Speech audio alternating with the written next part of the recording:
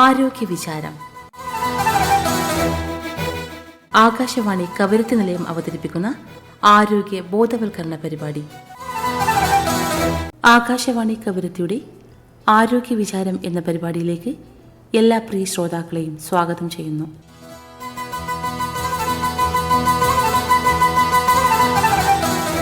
ആരോഗ്യം സമ്പൂർണ്ണ ദൈനംദിന ജീവിതത്തിനുള്ള ഒരു ഉപാധിയാണ്.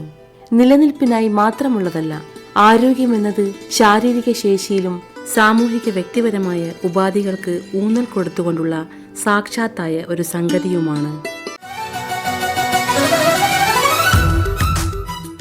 ആകാശവാണി കവരത്തിയുടെ ആരോഗ്യ വിചാരം എന്ന പരിപാടിയിൽ ഇന്ന് നമ്മളോടൊപ്പമുള്ള അതിഥി കവരത്തി ഗവൺമെന്റ് നഴ്സിംഗ് കോളേജിൽ പീഡിയാട്രിക് നഴ്സിംഗ് വിഭാഗത്തിൽ അസിസ്റ്റന്റ് പ്രൊഫസറായി ജോലി ചെയ്യുന്ന സരിത TS. മഴക്കാല രോഗങ്ങളും പ്രതിവിധികളും എന്ന വിഷയത്തെക്കുറിച്ച് സംസാരിക്കുന്നു. നമസ്കാരം. ആകാശവാണി കവരത്തിയുടെ ആരോഗ്യ വിചാരം പരിപാടിയിലേക്ക് സ്വാഗതം. നമസ്കാരം. മഴക്കാലം നമുക്ക് ഒത്തിരി സന്തോഷം തരുമെങ്കിലും ഒപ്പം ഒരുപിടി രോഗങ്ങളും കൊണ്ടുവരാറുണ്ട്, അല്ലേ? അതെ. അമിതമായ ഈർപ്പവും വെള്ളക്കെട്ടുകളും അണുക്കൾക്കും കൊതുകുകൾക്കും വളരാനുള്ള അനുയോജ്യമായ സാഹചര്യം ഒരുക്കുകയാണ് ഇതിന് പ്രധാനപ്പെട്ട ഒരു കാര്യം. നമ്മളിപ്പോൾ സംസാരിക്കാൻ പോകുന്നത് മഴക്കാല രോഗങ്ങളെ കുറിച്ചാണല്ലോ. ഈ മഴക്കാലത്തുണ്ടാവുന്ന രോഗങ്ങൾ എന്തൊക്കെയാണ്? ഈ മഴക്കാലത്ത് സാധാരണയായി കാണപ്പെടുന്നത് കൊതുക് പരത്തുന്ന രോഗങ്ങൾ അഥവാ വെക്ടർ ബോൺ ഡിസീസസ്, എലിപ്പനി, വാട്ടർ ബോൺ ഡിസീസസ് അഥവാ ജലത്തിലൂടെ പകരുന്ന രോഗങ്ങൾ, ശ്വാസകോശ സംബന്ധമായ രോഗങ്ങൾ അഥവാ റെസ്പിറേറ്ററി ഇൻഫെക്ഷൻസ്, ഇതൊക്കെയാണ്. ആദ്യം പറഞ്ഞത് നമ്മൾ കൊതുക് പരത്തുന്ന രോഗങ്ങൾ. സാധാരണയായിട്ട് കൊതുകാണ് നമുക്ക് മെയിൻ ആയിട്ടുള്ളൊരു വില്ലൻ, അല്ലേ, ഈ കാലാവസ്ഥയിൽ. ഈ കൊതുക് പരത്തുന്ന രോഗങ്ങളെ കുറിച്ച് ഒന്ന് വിശദീകരിക്കാം നമ്മുടെ ശ്രോതാക്കൾക്ക് വേണ്ടിയിട്ട്. തീർച്ചയായും. കൊതുക് പരത്തുന്ന രോഗങ്ങളിൽ പ്രധാനപ്പെട്ടത് ഡെങ്കിപ്പനി അഥവാ ഡെങ്കു ഫീവർ എന്നറിയപ്പെടും. ഈഡിസ് കൊതുകുകൾ പകൽ സമയത്ത് കടിക്കുന്നതിലൂടെയാണ് ഡെങ്കിപ്പനി പകരുന്നത്. ഇത് സാധാരണയായി കെട്ടിക്കിടക്കുന്ന ശുദ്ധജലത്തിലാണ് ഇവ മുട്ടയിടുന്നത്. സാധാരണ ഡെങ്കിപ്പനിയിൽ കാണുന്ന ലക്ഷണങ്ങളെന്ന് വെച്ചാൽ പെട്ടെന്നുണ്ടാകുന്ന കടുത്ത പനി, കണ്ണിന് പിന്നിലെ വേദന, കടുത്ത തലവേദന, സന്ധികളിലും പേശികളിലും അസഹനീയമായ വേദന എന്നുദ്ദേശിക്കുന്നത് എല്ല് പൊട്ടുന്ന രീതിയിലുള്ള വേദനയായിട്ട് ഫീൽ ചെയ്യും. ചർമ്മത്തിലെ ചുവന്ന തടിപ്പുകൾ അഥവാ റാഷസ് എന്നാണ് അതിനെ അറിയപ്പെടുന്നത്. ഇനി ഇവയൊക്കെ നമ്മൾ കണ്ടാൽ പ്രത്യേകം ശ്രദ്ധിക്കണം.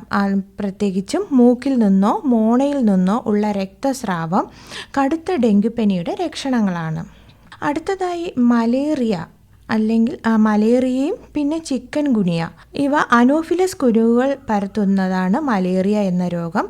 കടുത്ത സന്ധിവേദന ഉണ്ടാക്കുന്ന ചിക്കൻ ഗുനിയയും മഴക്കാലത്ത് കൂടാറുണ്ട്. വിറയലോട് കൂടിയ പനിയാണ് മലേറിയയുടെ പ്രധാനപ്പെട്ട ലക്ഷണം. ഇപ്പം നമ്മൾ ഡെങ്കിപ്പനിയെ കുറിച്ച് പറഞ്ഞല്ലേ, സാധാരണയായിട്ട് നമ്മൾ കണ്ടുവരാറുണ്ട്. ഇപ്പോൾ ഹോസ്പിറ്റലിൽ പനിയായിട്ട് വരുന്ന ആൾക്കാർക്ക് ഒരു ശ്വാസ സംബന്ധമായ പ്രശ്നങ്ങളൊക്കെ വരാറുണ്ട്. എന്താണ് അതിന് കാരണം? ശ്വാസ സംബന്ധമായ രോഗങ്ങൾ ഈ മഴക്കാലത്ത് ഉണ്ടാവാനുള്ള സാധ്യത കൂടുതലാണ്. തണുത്ത കാലാവസ്ഥയും അന്തരീക്ഷത്തിലെ ഈർപ്പവും വൈറസുകൾ വേഗത്തിൽ വളരാൻ കാരണമാകുന്നു. സാധാരണ ജലദോഷം, പനി, അതിന് കോമൺ കോൾഡ്, പിന്നെ വൈറൽ ഫീവർ, ഇവ കാരണം തുമ്മൽ, മൂക്കൊലിപ്പ്, തൊണ്ടവേദന, നേരിയ പനി, അതുപോലെ ഇൻഫ്ലുവൻസ H1N1, ഇത് കാരണം ശ്വാസതടസ്സം, കടുത്ത പനി, ചുമ, കടുത്ത ശരീരവേദന ഒക്കെ രോഗികളിൽ കാണാറുണ്ട്. ഇത് മുതിർന്നവർക്കും കുട്ടികൾക്കും വേഗത്തിൽ ബാധിക്കാറുണ്ട്. അതിൽ എലിപ്പനിയെ കുറിച്ച് പറഞ്ഞു അല്ലേ, എന്താണ് എലിപ്പനി എന്ന് പറഞ്ഞാൽ? എലിപ്പനി അഥവാ ലെപ്റ്റോസ്പൈറോസിസ് എന്നാണ് ഇതിനെ അറിയപ്പെടുന്നത്. മഴക്കാലത്ത് നമ്മൾ ഏറ്റവും ജാഗ്രത വേണ്ടി വരുന്ന ഒരു രോഗമാണിത്.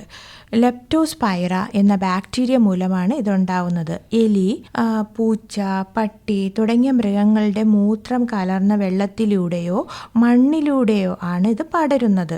ശരീരത്തിലെ ചെറിയ മുറിവുകളിലൂടെയോ കണ്ണ്, മൂക്ക് എന്നിവയിലൂടെയോ ഈ ബാക്ടീരിയ നമ്മുടെ ശരീരത്തിലോട്ട് പ്രവേശിക്കുന്നു. ഇതിൻ്റെ സാധാരണ കാണപ്പെടുന്ന ലക്ഷണങ്ങൾ കടുത്ത പനി, ശക്തമായ തലവേദന, കണ്ണുകളിലെ ചുവപ്പ്, കാൽക്കുഴകളിലെ അഥവാ കാഫ് മസിൽ എന്നാണ് അതിന് പറയുന്നത്, പേശികളുടെയും കടുത്ത വേദന അല്ലെങ്കിൽ ഛർദിൽ, ഇതെല്ലാം കാണപ്പെടുന്നു. ഇതിനെ പ്രതിരോധിക്കാനായി നാം കെട്ടിക്കിടക്കുന്ന മലിനജലത്തിൽ ഇറങ്ങാതിരിക്കുക, അതാണ് ഏറ്റവും അത്യാവശ്യം. അതുപോലെ കർഷകരും ശുചീകരണ തൊഴിലാളികളും ഡോക്ടറുടെ നിർദ്ദേശപ്രകാരം പ്രതിരോധ മരുന്നുകളായ ഡോക്സിസൈക്ലിൻ കഴിക്കുക. അതേപോലെ വെള്ളത്തിലൂടെ പകരുന്ന ഒരുപാട് രോഗങ്ങളുണ്ടല്ലേ ഈ മഴക്കാലത്ത്, അതിനെക്കുറിച്ച് ഒന്ന് വിശദീകരിക്കാമോ? തീർച്ചയായും. ജലത്തിലൂടെ സാധാരണയായി കാണപ്പെടുന്ന രോഗങ്ങളാണ് ടൈഫോയിഡ്. സാൽമണല്ല ടൈഫി എന്ന ബാക്ടീരിയ മൂലമാണ് ഈ രോഗം കാണപ്പെടുന്നത്. ഇതിൻ്റെ പ്രധാനപ്പെട്ട ലക്ഷണങ്ങൾ ദിവസങ്ങളോളം നീണ്ടു നിൽക്കുന്ന കടുത്ത പനി, വയറുവേദന, കടുത്ത ക്ഷീണം, വിശപ്പില്ലായ്മ, മലബന്ധം, മറ്റു ചിലരിൽ വയറിളക്കം ഒക്കെ കാണപ്പെടും. അടുത്ത് കാണപ്പെടുന്ന ജലജന്യ രോഗമാണ് മഞ്ഞപ്പിത്തം. അതിൽ പ്രധാനമായും ഹെപ്പറ്റൈറ്റിസ് എ ആൻഡ് ഇ. ഈ വൈറസുകൾ ബാധിച്ച വെള്ളത്തിലൂടെയോ ഭക്ഷണത്തിലൂടെയും ഇവ പകരുന്നു. സാധാരണ കാണപ്പെടുന്ന ലക്ഷണങ്ങൾ കണ്ണ്, മൂത്രം, മഹങ്ങൾ എന്നിവയിലെ മഞ്ഞ നിറം, കടുത്ത ക്ഷീണം, ഓർക്കാനം, ഛർദി, വിശപ്പില്ലായ്മ എന്നിവയാണ്. മറ്റു ചില ജലജന്യ രോഗങ്ങളാണ് വയറിളക്ക രോഗങ്ങളും. അടുത്തതായി വയറിളക്ക രോഗങ്ങൾ അതുകൂടാതെ ഷിജല്ല എന്നിവയാണ്. മലിനമായ വെള്ളം കുടിക്കുന്നത് വഴി കുടലിലുണ്ടാകുന്ന അണുബാധ. ഈ അടുത്ത കാലത്തായി കൂടുതൽ ഷിജല്ല ബാക്ടീരിയ കാരണം വയറിളക്ക രോഗങ്ങൾ നാം കണ്ടുവരാറുണ്ട്. അതിൻ്റെ ലക്ഷണങ്ങൾ വിട്ടുമാറാത്ത വയറിളക്കം, വയറുവേദന, ഛർദി, പനി. ഷിജല്ല ബാധിച്ചാൽ മലത്തോടൊപ്പം രക്തവും കഫവും കാണപ്പെടാം. നമ്മൾ കുറച്ച് മഴക്കാല രോഗങ്ങളെ കുറിച്ച് ഇപ്പോൾ സംസാരിച്ചു അല്ലേ? ഈ മഴക്കാല രോഗങ്ങൾ എങ്ങനെ പ്രതിരോധിക്കാം, ഇതിനെക്കുറിച്ച് ഒന്ന് വിശദീകരിക്കാമോ? തീർച്ചയായും. മഴക്കാല രോഗങ്ങളെ അകറ്റി നിർത്താൻ നാം കുറച്ച് ശീലങ്ങൾ പാലിക്കേണ്ടത് അത്യാവശ്യമാണ്. ഒന്നാമതായി തിളപ്പിച്ചാറിയ വെള്ളം മാത്രമേ കുടിക്കുക. അത് നാം പരിശീലിക്കുന്നത് വഴി കുട്ടികളെയും അതോടൊപ്പം ശീലമാക്കിയെടുക്കുക. ഈ ഡ്രൈ ഡേ എന്ന് പറഞ്ഞാൽ എന്താണ്, അതിനെക്കുറിച്ച് ഒന്ന് വിശദീകരിക്കാം. എന്നാൽ ഞാൻ നേരത്തെ പറഞ്ഞതുപോലെ തന്നെ നമ്മുടെ വീടിൻ്റെ പരിസരങ്ങളിൽ ചപ്പുചവറുകളും അതോടൊപ്പം ചെറിയ ചിരട്ടയോ പ്ലാസ്റ്റിക് പോലെയുള്ള കണ്ടെയ്നറുകളിൽ വെള്ളം കെട്ടിക്കിടക്കും. ഇതിൽ നിന്നാണ് ഈ കൊതുകുകൾ മുട്ടയിടുന്നതും കൊതുക് വെക്ടർ ബോൺ ഡിസീസസ് ഉണ്ടാകുന്നതും. അതിനായിട്ട് നമുക്ക് പരിസര ശുചിത്വം അത്യാവശ്യമാണ്. സോഴ്സ് റിഡക്ഷൻ എന്നാണ് പറയുന്നത്. ഈ സാഹചര്യം, കൊതുക് മുട്ടയിടാനുള്ള ഒരു സാഹചര്യം നാം ഒഴിവാക്കേണ്ടത് അത്യാവശ്യമാണ്. അതോടൊപ്പം വീടും പരിസരവും നാം വൃത്തിയായി സൂക്ഷിക്കുക. അടുത്തത് വ്യക്തി ശുചിത്വവും കൈ കഴുകലും. ആഹാരം കഴിക്കുന്നതിന് മുൻപും ടോയ്ലറ്റിൽ പോയതിനു ശേഷവും കൈകൾ സോപ്പ് ഉപയോഗിച്ച് നല്ലതായി കഴുകുക. പുറത്തുനിന്നുള്ള തുറന്നു വെച്ച ഭക്ഷണങ്ങളും തണുത്ത പാനീയങ്ങളും ഒഴിവാക്കുക. അടുത്തത് മുറിവുകൾ ശ്രദ്ധിക്കുക. കാലിൽ മുറിവുകൾ ഉള്ളവർ കെട്ടിക്കിടക്കുന്ന മലിനജലത്തിൽ ഇറങ്ങരുത്. ഇറങ്ങേണ്ടി വന്നാൽ കാലിൽ അതിനു വേണ്ട പ്രിക്വേഷൻസ് അഥവാ ബൂട്ട്സ് എന്തെങ്കിലും നമ്മൾ ധരിച്ചിരിക്കണം. വന്നതിന് ശേഷം സോപ്പ് ഉപയോഗിച്ച് നന്നായി കഴുകുക. സാധാരണയായിട്ട് ആൾക്കാർ ഈ സ്വയം ചികിത്സ ചെയ്യും. അവർക്ക് ഇങ്ങനെ ഹോസ്പിറ്റലിൽ പോകാനുള്ളൊരു മടി കാരണം സ്വയം ചികിത്സ ചെയ്യാറുണ്ട്. തീർച്ചയായും. ഗുരുതരമായിട്ട് വരുമ്പോഴാണ് ഹോസ്പിറ്റലിലേക്ക് പോവുക. അതിന് ഈ സ്വയം ചികിത്സ എന്ന് പറയുന്നത് ശരിക്കും നല്ലതാണോ? ഇല്ല, ഇത് തീർച്ചയായും അപകടകാരിയാണ്. പനി വന്നാൽ സാധാരണ വൈറൽ പനിയാണെന്ന് കരുതി സ്വയം ഗുളികകൾ വാങ്ങി കഴിക്കരുത്. അത് ഡെങ്കി പനിയാണോ, എലിപ്പനിയാണോ, അതോ മറ്റു പല പനിയുമാകാം. അതിനാൽ നാം ഉടൻ തന്നെ ഡോക്ടറെ കണ്ട് രക്തപരിശോധന ചെയ്ത് തുടർന്ന് നമ്മൾ ചികിത്സ ചെയ്യേണ്ടത് അത്യാവശ്യമാണ്. നമ്മളിപ്പോൾ കുറച്ച് മഴക്കാല രോഗങ്ങളെ കുറിച്ച് സംസാരിച്ചു അല്ലേ? അതെ അതെ. ഈ മഴക്കാലത്ത് നമ്മൾ ഏറ്റവും കൂടുതൽ നമ്മൾ ശ്രദ്ധിക്കേണ്ട ഒരു കാര്യമുണ്ട്, കുടിവെള്ളം. നമ്മൾ കുടിക്കുന്ന വെള്ളത്തിൻ്റെ ശുചിത്വം അത് ഉറപ്പാക്കണമെങ്കിൽ എന്തൊക്കെ കാര്യങ്ങൾ നമ്മൾ ചെയ്യണം? തീർച്ചയായും നല്ലൊരു ചോദ്യമാണ്. മഴക്കാലത്ത് കുടിവെള്ളത്തിൻ്റെ ആ ശുചിത്വം വളരെയധികം പ്രാധാന്യം അർഹിക്കുന്നുണ്ട്.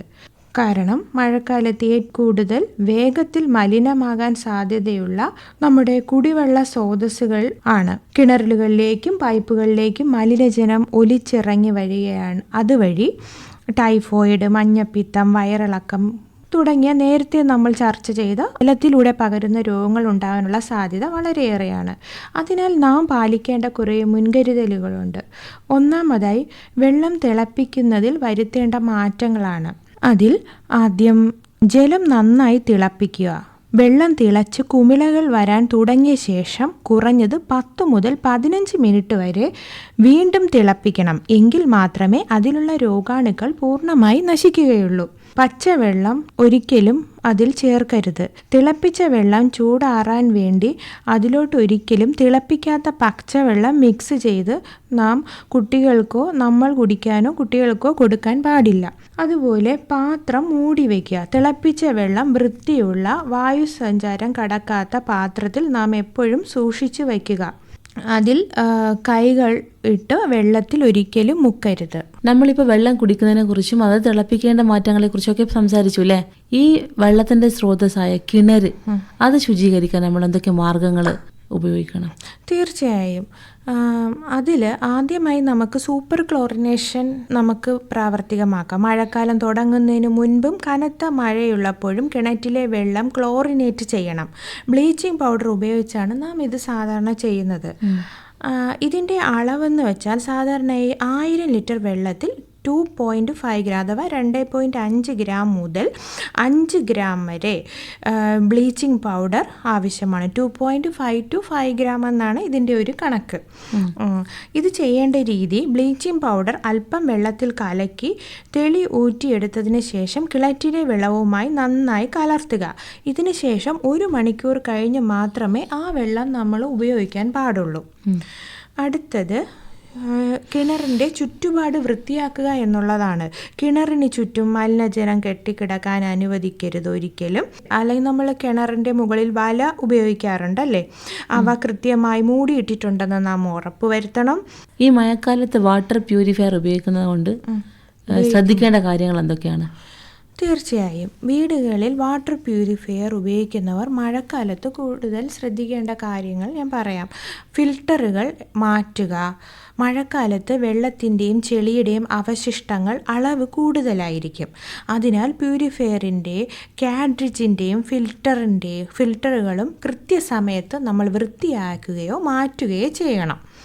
അതുപോലെ അൾട്രാ വയലറ്റിൻ്റെ പ്രവർത്തനം. നിങ്ങളുടെ പ്യൂരിഫയറിൻ്റെ അൾട്രാ വയലറ്റ് ലൈറ്റ് കൃത്യമായി പ്രവർത്തിക്കുന്നുണ്ടെന്ന് നിങ്ങൾ ഉറപ്പുവരുത്തണം.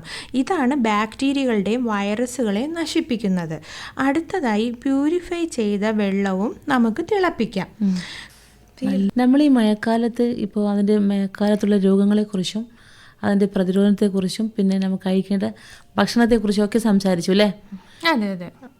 അപ്പോൾ നമ്മൾ നമ്മുടെ ശ്രോതാക്കൾക്ക് വേണ്ടി ഈ മഴക്കാലത്ത് എന്ത് സന്ദേശമാണ് കൊടുക്കാൻ ഉദ്ദേശിക്കുന്നത്?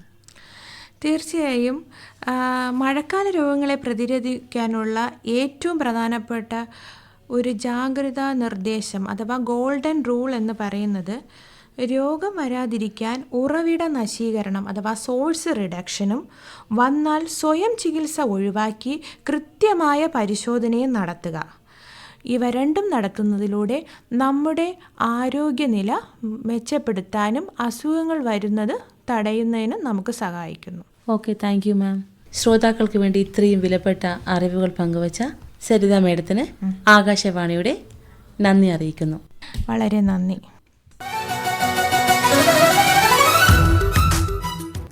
ഇന്ന് നമ്മളോടൊപ്പം ഉണ്ടായിരുന്നത് കവരത്തി ഗവൺമെൻറ് നേഴ്സിംഗ് കോളേജിൽ പീഡിയാട്രിക് നേഴ്സിംഗ് വിഭാഗത്തിൽ അസിസ്റ്റന്റ് പ്രൊഫസറായി ജോലി ചെയ്യുന്ന സരിത TS. ഇനി അടുത്ത ആഴ്ച മറ്റൊരു വ്യക്തിയുമായി കേട്ടുമുട്ടാം. നന്ദി, നമസ്കാരം. ആരോഗ്യ വിചാരം. ആരോഗ്യം സമ്പൂർണ്ണ ദൈനംദിന ജീവിതത്തിനുള്ള ഒരു ഉപാധിയാണ്. നിലനിൽപ്പിനായി മാത്രമുള്ളതല്ല. ആരോഗ്യമെന്നത് ശാരീരിക ശേഷിയിലും സാമൂഹിക വ്യക്തിപരമായ ഉപാധികൾക്ക് ഊന്നൽ കൊടുത്തുകൊണ്ടുള്ള സാക്ഷാത്തായ ഒരു സംഗതിയുമാണ്.